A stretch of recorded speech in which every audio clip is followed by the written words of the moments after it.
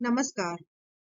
हमारे प्राचीन भारतीय चित्रकला के बारे में जब हम पढ़ाई करना शुरू करते हैं, तो एक भित्ति चित्रों की एक लंबी परंपरा पाते हैं, जिसमें अजंता, सित्तनवासल, बाघ और भी ऐसी बहुत सारी गुफाएं हैं, जिनकी दीवारों पर प्राचीन चित्र बने हैं।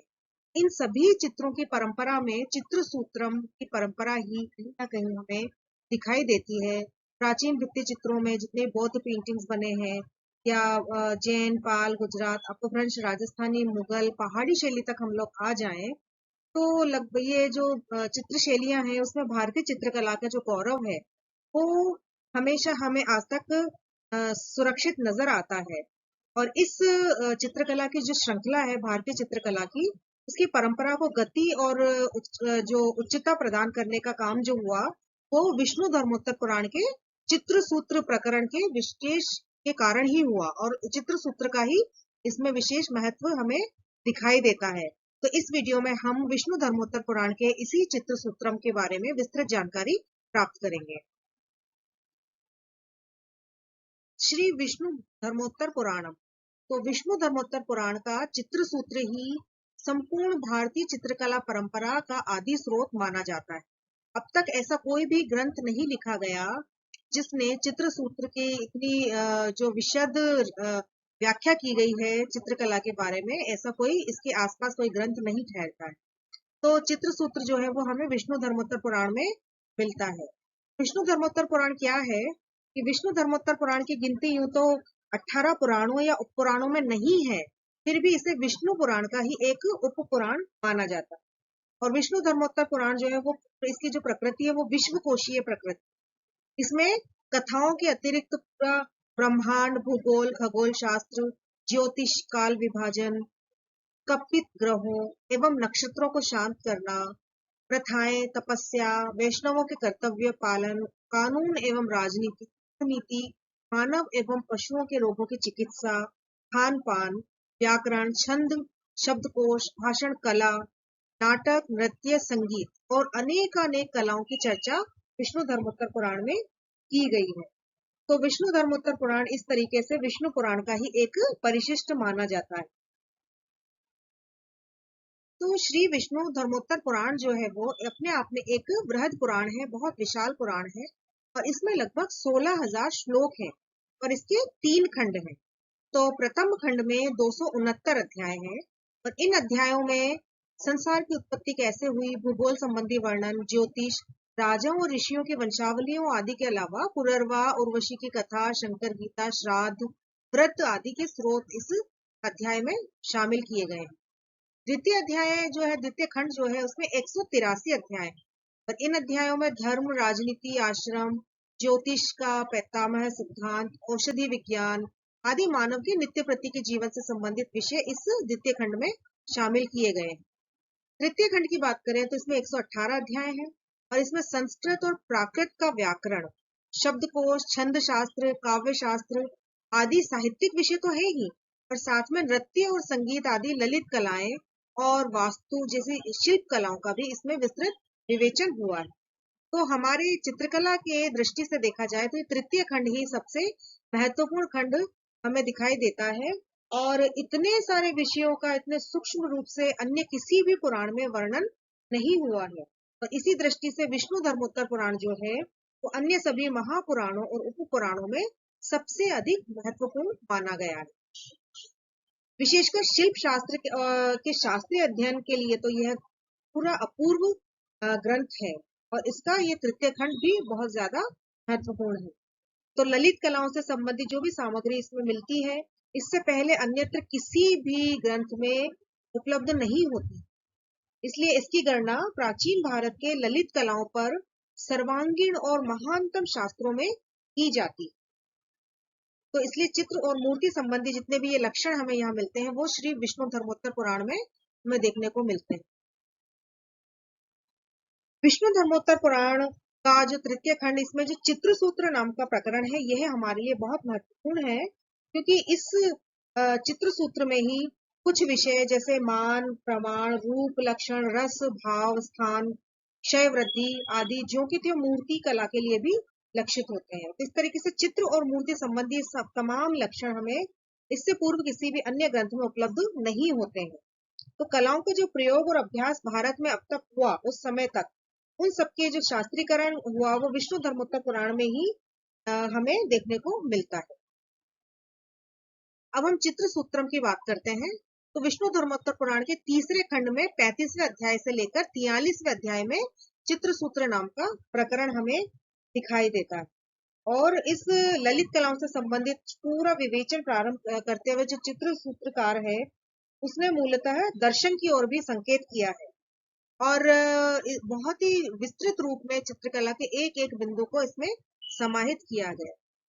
और इस चित्र सूत्रम का जो विवेचन है वो पूरी तरीके से संवादात्मक है। संवादात्मक का अर्थ है कि एक व्यक्ति का दूसरे व्यक्ति से संवाद। अतः पूरा का पूरा जो चित्र सूत्र लिखा गया है वो संवादों के रूप में लिखा गया है। ये संवाद किन किन के बीच में होता है? ये संवाद होता है मार्कंडेय मुनि और राजा वज्र।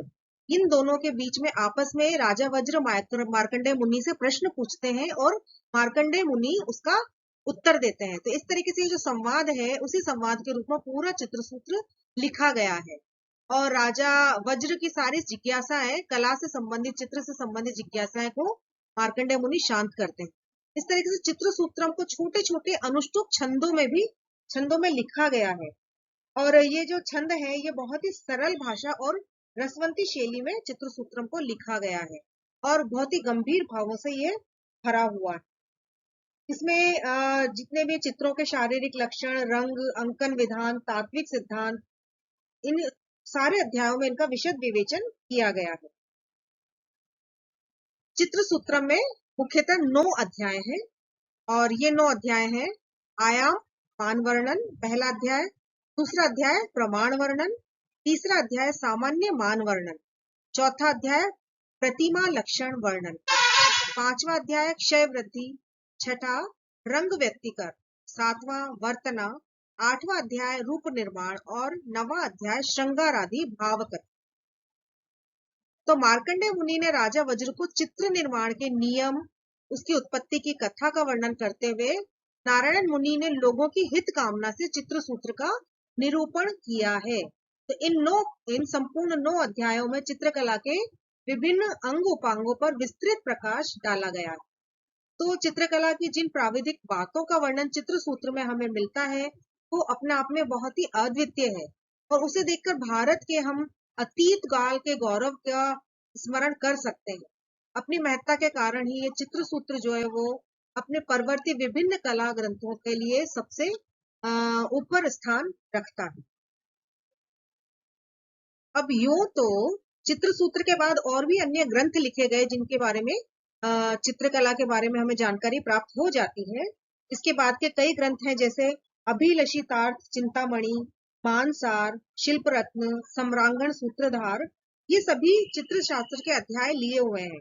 इन सभी ग्रंथों में चित्र शास्त्र के बारे में अध्याय लिखे गए हैं, लेकिन उन सबका आधार तो मूलतः चित्र सूत्र ही है। और भारतीय चित्रकला के संबंध में इतना सुस्पष्ट और विस्तृत वर्णन जो चित्र सूत्र में मिलता है वो इसके पहले या इसके बाद किसी भी अन्य ग्रंथ में हमें देखने को नहीं मिलता है। तो ग्रंथकार ने यह स्पष्ट कर दिया था कि चित्रकार का काम बिल्कुल भी आसान नहीं है।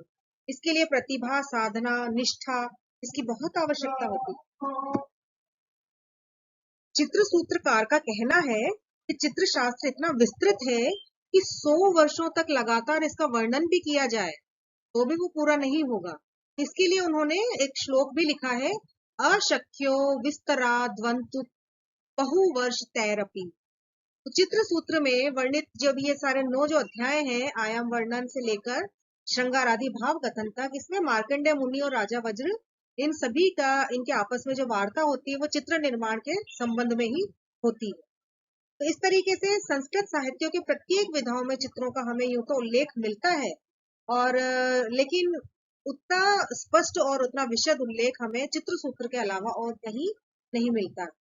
चित्र सूत्र की शुरुआत में सबसे पहले एक श्लोक आता है। तो ये जो सूत्र है चित्र सूत्रम के स्टार्टिंग में ही तो जो प्रथम इसका अध्याय है आयाम मान वर्णन, हालांकि इस अध्याय का हम आगे के वीडियो में बहुत ही विस्तृत रूप से चर्चा करेंगे, लेकिन एक परिचय स्वरूप यहाँ पर इतना चर्चा कर लेना आवश्यक है कि शुरुआत में चित्रकला की उत्पत्ति कैसे होती है। तो मार्कंडेय इस सूत्र के द्वारा बताते हैं कि अतः परम प्रवक्ष्यामि चित्रसूत्रम तवा नघ उर्वशीं सृजतः पूर्वे चित्रसूत्रम रपात्मज नारायणेन मुनिना लोकानां हितकाम्यया प्राप्तानां वंचनार्थाय देवस्त्रीणां महामुनि। तो इसमें मार्कंडेय जी कहते हैं कि ये कहते हैं राजा वज्र से कि मैं आपको चित्रसूत्र, चित्रकला अथवा चित्र के जो सूक्ष्म नियम है, चित्र के निर्माण के जितने भी प्रकार हैं, जितनी विधाएं हैं और उनके आंतरिक रहस्य को अब विधि पूर्वक बताता हूँ। तो इसकी शुरुआत में कहते हैं कि उर्वशी नाम की एक अप्सरा थी, तो जिसका निर्माण भगवान नर नारायण ने किया था। तो इसके इस श्लोक में वे बताते हैं कि कैसे चित्रकला की उत्पत्ति हुई थी। तो एक बार इंद्र ने उनकी तपस्या भंग करने के लिए अप्सराओं को भेजा और उन अप्सराओं में बहुत ही सुंदर सुंदर स्त्रियां थी, लेकिन नर नारायण ने उनके उपहार स्वरूप को स्वीकार नहीं किया और उन्हीं को लज्जित करने के लिए उन्होंने अपनी जंघा पर आम के रस से एक अप्सरा की रचना कर दी पृथ्वी पर। तो वो इतनी सुंदर रचना थी कि उसे देखकर वो सारी अप्सराएं भी लज्जित हो गई और बाद में स्वयं उन्होंने उस चित्र में प्राण फूंक दिए और वही उर्वशी नाम की अप्सरा थी और उसे इंद्रलोक भेज दिया। तो ऐसा कहा जाता है कि यही विश्व का सबसे पहला चित्र है। तो ऐसा चित्र सूत्र में कहा कि इस तरीके से नर नारायण द्वारा चित्र की उत्पत्ति की गई है। तो चित्र सूत्र के प्रारंभ में और उसकी भूमिका में उसके जो श्रीमन नारायण ने ही चित्रकला के बारे में इसकी उत्पत्ति की और वही इसके आचार्य भी हैं। तो चित्र की व्युत्पत्ति चित्र से है। यहाँ चित्र का तात्पर्य दो प्रकार से है। अतएव चित्र जिसका एक अर्थ है उर, जब तक कोई वस्तु नहीं बसेगी तब तक वह स्थूल आकार में नहीं धारण कर सकती है। तो उर मतलब मन में, चित्त में, हृदय में। तो इस तरीके से उर्वशी के यहाँ पर दो अर्थ हम ले सकते हैं कि पहला अर्थ तो यह है कि वह हृदय में बसी हो, उर में बसी हो, और दूसरा उरु अर्थात जंघा से उत्पन्न हुई हो। तो इस तरीके से उर्वशी के यहाँ पर बहुत ही प्रतीकात्मक अर्थ लिए जा सकते हैं। उर्वशी का एक अर्थ हो रहा है कि जिसके देखने मात्र से ही जन वश में आ जाए, वही उर्वशी है। तो नारायण ने चित्रसूत्र के जितने भी व्याख्यान नियम बताए हैं, विधाएं हैं, विधियों का निरूपण किया है, उन सभी को आधार मानकर उन्होंने उर्वशी को रचा और इस प्रकार उर्वशी को चित्रसूत्र की नायिका कहा जाए तो अतिशयोक्ति नहीं हो। तो उर्वशी के प्रत्येक अंग प्रत्यंग चित्रसूत्र के लक्षण के आधार पर ही, शास्त्रीय नियमों के आधार पर ही उन्होंने रचे। तो इस तरीके से चित्रसूत्र में सबसे पहली रचना जो हुई वो उर्वशी नाम की रचना हुई है।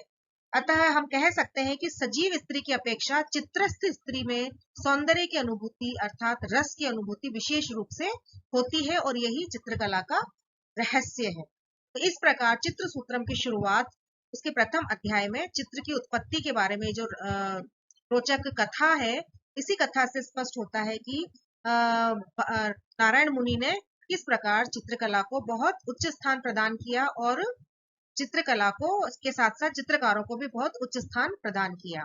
अब हम एक एक अध्याय के द्वारा विस्तृत में ये जानने की कोशिश करेंगे कि इन सारे 9 अध्यायों में चित्रसूत्र में क्या क्या कहा गया है और आगे आने वाले वीडियो में प्रत्येक वीडियो में एक एक अध्याय को समर्पित करते हुए हम उसकी विस्तृत चर्चा करेंगे। धन्यवाद।